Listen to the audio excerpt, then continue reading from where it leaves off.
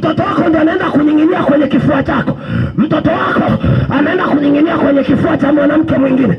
Ungejisikiaje wewe? Eti wewe baba unayenisikiliza, ambaye unatembea na wako kadada, eti unasema aembe hata kama ni bichi tunalia chumvi. Vipi angekuwa mtoto wako analia chumvi? Eti vipi? Ungejisikiaje? Ungejisikiaje wewe? Na kuuliza ungejisikiaje? Nataka nikwambie sheria wewe. Wewe mwanamke ambaye umechukua mume wa mtu, vipi huyo mtu angekuwa ndio mume wako, ungejisikiaje? Unajua mume anavyouma wewe, unajua mke anavyouma wewe. Nakwambia lazima shetani aachilie fahamu, lazima shetani aachilie fahamu.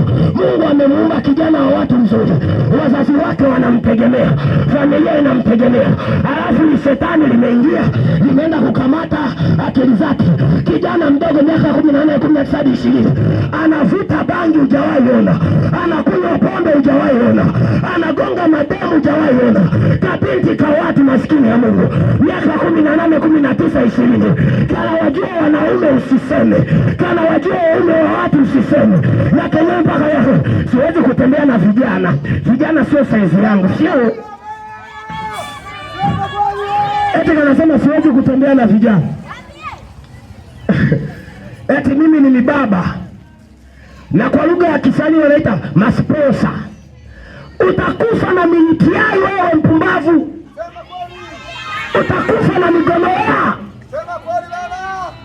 utakufa. Nakwambia mishangazi ya saizi mintiai ilishagoma kupona, ilishagoma.